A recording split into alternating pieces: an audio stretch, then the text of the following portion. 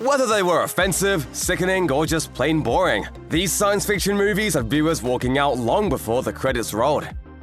Despite being a billion-dollar franchise, the Transformers films have never been without their throngs of critics who roundly reject them as poorly written excuses to splash big-budget effects all over the screen. Horror legend Stephen King once famously remarked on Twitter that the first Transformers was the only movie he'd ever walked out on. But it's the second Transformers movie, Revenge of the Fallen, that seems to have drawn most people's ire online. On Reddit, Revenge of the Fallen regularly pops up in topics where users ask what movies people walked out on. With a thin story, several extremely annoying characters, and an excessive runtime of 2.5 hours, it's no surprise viewers wanted out early.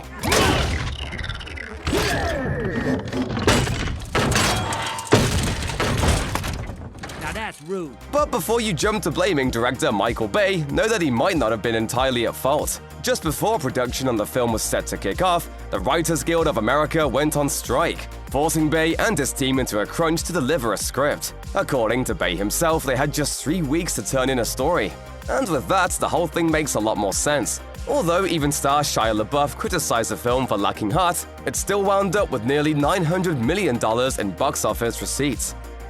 Today, the 1968 sci-fi epic 2001: A Space Odyssey is seen as one of the most groundbreaking films in the genre. Directed by the legendary Stanley Kubrick, its impact on science fiction is immeasurable, with countless cinephiles hailing it as a breathtaking achievement in cinema. However, there are just as many people, both then and now, who hate the movie for its slow, plodding, and often dialogue-free story. Audiences have been baffled by the film for decades, and when it was initially released, that befuddlement led many to outright reject it.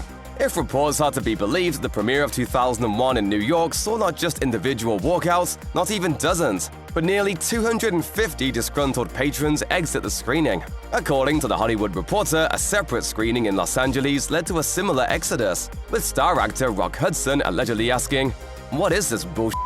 Reviews of the film were decidedly mixed, with some lauding the film for its scope, scale, and jaw-dropping visual storytelling. However, just as many people heaped hate on the movie, calling it a slow drag that went nowhere and achieved nothing. Writer, actor, and director David Cronenberg is no stranger to films so grotesque that they repulse moviegoers. As the master of body horror, that's kind of his bread and butter. From his earliest films like The Brood and Videodrome to the mainstream hit The Fly, Cronenberg has always reveled in his trademark nausea-inducing visuals. Given his track record, a wave of walkouts for his 2022 film Crimes of the Future could have easily been predicted by anyone. And it was by Cronenberg himself. The filmmaker told Deadline, "There are some very strong scenes. I mean, I'm sure that we will have walkouts within the first 5 minutes of the movie. I'm sure of that. Some people who have seen the film have said that they think the last 20 minutes will be very hard on people and that there'll be a lot of walkouts." I am making the movie first for myself and then for an audience. I don't really know what that audience is. The film, starring Viggo Mortensen, Lea Seydoux, and Kristen Stewart, is a sci-fi body horror flick in which humans undergo painful malformations to adapt to their new artificial environments. Sure enough, there were plenty of audience members who left the theater in disgust, at least according to the New York Times' Kyle Buchanan on Twitter. It's certainly not the first time for the director, whose explosive movie Scanners was said to have prompted similar walkouts. Remember how Stephen King said that the only movie he ever walked out on was Transformers? That means he must not have seen the sequel to one of his own films, The Lawnmower Man 2: Beyond Cyberspace. We can say that with confidence too, as King himself hated the first movie so much, he sued the studio to have his name removed from the credits. The sequel was even worse, taking a simple thriller and turning it into mind-numbing schlock. And sure enough, many audience members didn't feel compelled to stick around. As a cheaply made, quickly slapped-together follow-up, Lawnmower Man 2: Beyond Cyberspace is an overly complex, poorly acted film with embarrassing special effects. Needless to say, it really isn't worth finishing. Critic Stacy Richter for the Tucson Weekly knew something was wrong right from the get-go, as the screening she attended had just 4 other patrons present. Little did she know just how bad it would be. She ended up doing the unthinkable. She walked, something forbidden for a movie critic. Richter wasn't the only one. Anecdotes can be found all over the web of horrified viewers who switched the sequel off before it ended. Released in 2008, the J.J. Abrams-produced Cloverfield landed in cinemas with great fanfare. The film was promoted with a groundbreaking viral marketing campaign, though it was a classic monster movie in every sense, just with a modern twist. Filmed in a handheld style, Cloverfield wowed audiences with its story of a world-ending monster that rises from the ocean to destroy New York City. Unfortunately, not all audiences could make it all the way through. This time, however, it wasn't because it was bad, boring, or even confusing. There was actual science behind it. Some moviegoers were affected by the jittery, shaky nature of the found footage film, and many walked out due to motion sickness. Cloverfield is far from the only movie to prompt such walkouts. Neil Blomkamp's District 9 was said to have induced a few similar reactions, but they were a drop in a bucket compared to the widespread problems seen during screenings of Cloverfield. ABC News, CNN, and other outlets all covered audience members' bouts of nausea, prompting WebMD to publish a report about the phenomenon. I don't feel so good.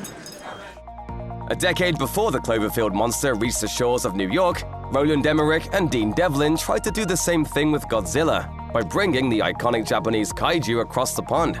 Reviews were unkind, to say the least, as critics lambasted 1998's Godzilla as a dumbed-down, over-the-top FX spectacle with no soul and far too much bluster. Actor Kenpachiro Satsuma, who wore the Godzilla suit in the 1980s-era Toho films, said he walked out of the American remake, and many others did the same. All over forums online, you'll find die-hard fans of Godzilla who claim to have exited the theater mid-movie. Criticisms range from jabs at Godzilla's iguana-like redesign to complaints about the poor acting and plotting story. One Reddit user put it nicely, saying, "Incredibly boring. Boring enough that even though I was a poor kid, I was happy to lose the money I spent."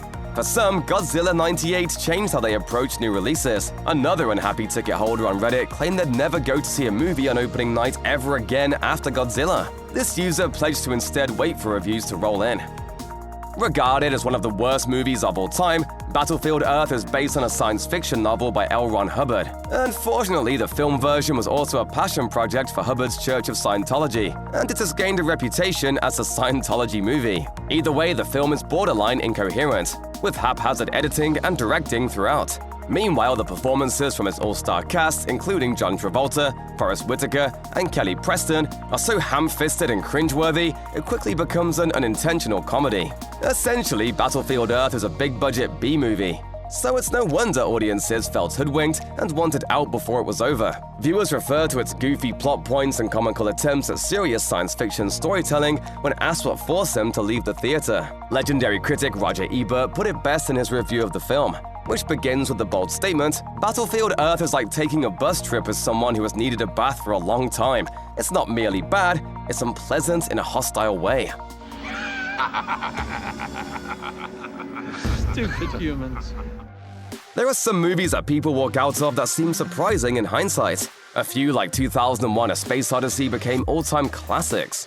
Others seem promising when audiences file into the theater, only to disappoint, like 1998's Godzilla. Then there are those movies that look so bad even in the trailers that one has to question why people purchased tickets in the first place. One example is Battleship, a sci-fi action flick based on the iconic family board game that prompted more than one moviegoer to get going before it ended. Sure, the producers of Battleship could have simply gone for a straightforward naval war film. Instead, the filmmakers went as literal as possible by turning the little plastic gaming pegs into the devastating weapons of an invading armada of aliens. That didn't quite add up for audience members, many of which kicked it to the curb and left screenings early. Though the effects are top-notch and the action isn't terribly bad, the silly characters and nonsensical story are what really sank Battleship. While some movies are abandoned midway because they're boring, confusing, offensive, or just downright stupid, you'd be hard-pressed to find one that's all of those at the same time and more. But there's at least one franchise film that landed with a ton of hype and a fair amount of promise that sadly devolved into pathetic schlock, sending audiences to the exits before it was over, and that would be the 2018 clunker The Predator. Written and directed by Shane Black, who had worked on the 1987 original, there was plenty to be excited about when The Predator was first announced. Skeptical viewers probably should have stuck to their gut on this one though, as the movie is a total disaster from start to finish. Among the film's offenses, a sloppy story with poor action sequences, misguided attempts at humor that left fans feeling betrayed, and an autistic character whose role in the story offended many viewers. Over on Reddit, some were particularly irked by the film's use of autism as a major plot point. On BloodyDisgusting.com though, fans seemed more upset by the movie's overly edgy comedy. One user commented, Easily the worst in the series. I walked out of the cinema when the Predator used a detached arm to give someone the thumbs up. As the most expensive movie ever made at the time of its release, Kevin Costner's Waterworld is seen today as one of the biggest box office blunders in history. A highly anticipated sci-fi actioner, it stars Costner as a post-apocalyptic hero in a grim future world where water covers the earth and dry land has become all but a myth. A sort of reverse Mad Max, Waterworld had the potential to be the next big post-apocalyptic classic, but it wound up sinking in theaters instead. It received scathing reviews for its dismally uninteresting screenplay and wooden performances, and according to director Kevin Reynolds, it was also the victim of the dreaded walkout. Speaking to Newsweek in 2015, Reynolds discussed the poor early reception and the uphill battle he faced, especially from movie critics. He said, "The press wanted it to bomb. The head of Universal, Bill Washington, thought the bad publicity cost us at least $50 million in the box office. The reviews were painful. People didn't like it. I remember publicists saying that people walked out of a press screening." It wasn't just critics who left early. Waterworld regularly makes people's lists of movies they simply couldn't finish. Today, opinions on Waterworld have softened somewhat, but it's still an unfortunate blemish on Costner's otherwise sterling resume.